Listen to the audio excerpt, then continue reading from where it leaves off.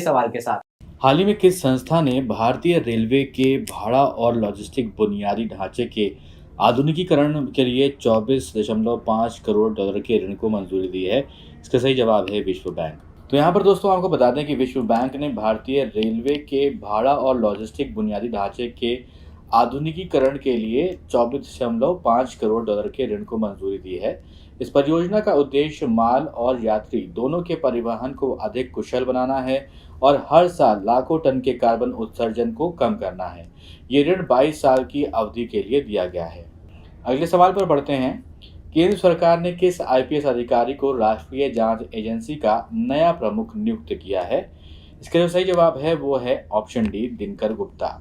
तो आपको बता दें कि केंद्र सरकार ने आईपीएस अधिकारी दिनकर गुप्ता को राष्ट्रीय जांच एजेंसी का नया प्रमुख नियुक्त किया है। दिनकर गुप्ता 1987 बैच के पंजाब कैडर के आईपीएस अधिकारी हैं और वो पंजाब के डीजीपी रह चुके हैं। मंत्रालय के द्वारा जारी आदेश के अनुसार गुप्ता 31 मार्च 2024 तक या अगले आदेश तक इस पद पर बने रहेंगे। अगला सवाल, किस राज्य सरकार ने सर्दियों के मौसम में प्रदूषण बढ़ने की आशंका को देखते हुए 1 अक्टूबर 2022 से 28 फरवरी 2023 तक शहर में ट्रकों और भारी वाहनों के प्रवेश पर रोक लगा दी है? सही जवाब है दिल्ली सरकार। दिल्ली सरकार ने सर्दियों के मौसम में प्रदूषण बढ़ने की आशंका को देखते हुए 1 अक्टूबर 2022 से 28 फरवरी 2023 तक शहर में ट्रकों और भारी वाहनों के प्रवेश पर रोक लगा दिया है। जिन वाहनों को अनुमति दी जाएगी उनमें सीएनजी वाले व्यावसायिक वाहन, ई ट्रक, आवश्यक सामान वाले ट्रक और पेट्रोलियम उत्पादों वाले टैंकर शामिल हैं।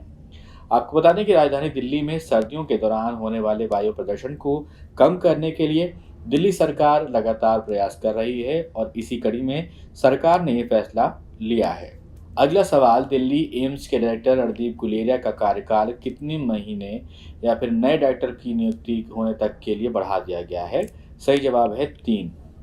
तो आपको बता दें कि एम्स के जो डायरेक्टर हैं रणदीप गुलेरिया, उनका कार्यकाल 3 महीने के लिए या फिर जब तक नया डायरेक्टर कोई नहीं नियुक्त हो जाता है तब तक के लिए बढ़ा दिया गया है। इससे पहले 24 मार्च को समाप्त होने वाले उनके कार्यकाल को 3 महीने के लिए बढ़ाया गया था। गौरतलब है कि 2017 में 28 मार्च को गुलेरिया की एम्स के डायरेक्टर पद पर नियुक्ति हुई थी। अगला सवाल, G20 की बैठक जम्मू कश्मीर में किस वर्ष होगी? तो सही जवाब है 2023। तो आपको बता दें कि 2023 में जम्मू कश्मीर में G20 की बैठक होगी। प्रधानमंत्री नरेंद्र मोदी ने 2014 से G20 शिखर सम्मेलन में भारत के प्रतिनिधित्व का नेतृत्व कर रहे हैं और वो भारत साल 1999 में G20 की स्थापना के बाद से इसका सदस्य है। आपको बता दें कि G20 ग्रुप ऑफ 20 भी कहा जाता है इसे और इसमें यूरोपीय संघ समेत 20 देश शामिल हैं। विश्व बैंक ने किस राज्य के पहाड़ी क्षेत्रों में वर्षा आधारित खेती की ऊंचाइयों पर ले जाने के लिए 1000 करोड़ रुपए की एक परियोजना को मंजूरी दी है?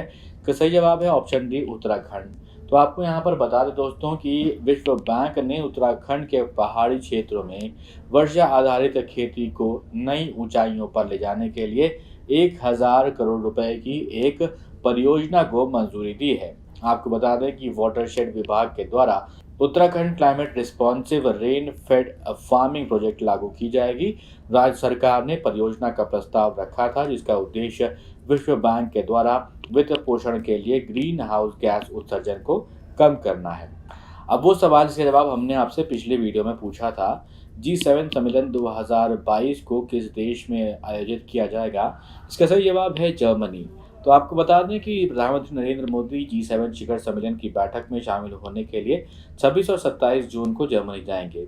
विदेश मंत्रालय ने यह जानकारी देते हुए बताया कि प्रधानमंत्री मोदी जर्मनी के चांसलर ओलाफ शोल्स के निमंत्रण पर शोल्स एल्माउ जाएंगे और वहां पर वो G7 शिखर सम्मेलन में भाग लेंगे। उल्लेखनीय है कि G7 शिखर सम्मेलन का आयोजन जर्मनी की अध्यक्षता में हो रहा है, जिसमें अर्जेंटीना, इंडोनेशिया, सेनेगल, दक्षिण अफ्रीका जैसे देशों को भी आमंत्रित किया गया है। तो यहाँ पर दोस्तों आपको बता दें कि अब अगला सवाल आपके लिए, जिसका जवाब आपको कमेंट बॉक्स में लिख के बताना है। पासपोर्ट सेवा दिवस निम्न में से किस दिन मनाया जाता है? तो ऑप्शंस हैं 12 मार्च, 24 जून, 18 मई, 20 अप्रैल। जवाब कमेंट बॉक्स में लिख के हमें बताइए और अभी तक आपने हमारे वीडियो को लाइक नहीं किया है तो लाइक भी करिए, शेयर भी करिए और अभी तक आपने हमारे चैनल को सब्सक्राइब नहीं किया है तो ज़रूर सब्सक्राइब करें और देखते रहें जागरणजोश.com।